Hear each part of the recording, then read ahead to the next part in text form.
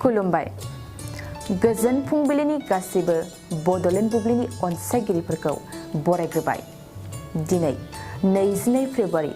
बुधबारनि फानजामुथिखौ फरायथिनो लादों किलिखां ब्रह्मआ फानजामुथिनि गिबियाव दं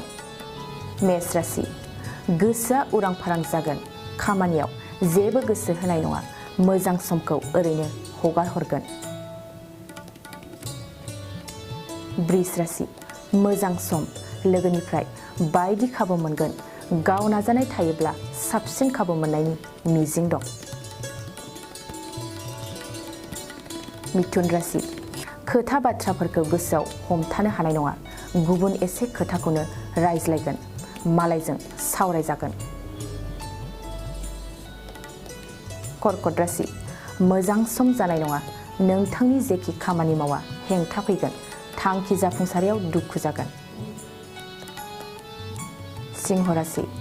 देहानि फारसे मोजां जानाय नङा देहाया खामानि मावनानै खस्थ' मोनगोन देहाखौ जोथोन लाखिनाया नोंथांनि साबसिन कन्या राशि गोसोआ रंजाखांगोन बिसिनि जाफुंसारनायाव हाजासे खुसि जागोन बिसि फिसायनि गेजेराव सोमोन्दोआ गोख्रोंसिन जागोन तुला राशि थांखि जाफुंसारनायनि मोजां सम न'खराव गोजोन खौसेथिया बांसिनगोन साननाय हनायफ्रा दाजाबथा जागोन वृश्चिक राशि न'खरनि जेंनाखौ लानानै हारसिङै उनदाहा खालामनांगोन गोसोआ जेरावबो गोजोननाय नङा फिसानि दुखु जागोन धनु राशि हारसिङै थानो सानगोन दिनै मानोबा गुबुननि सोफैखौ नायनो बागोन साननायफ्रा मोजां जानाय नङा मकर राशि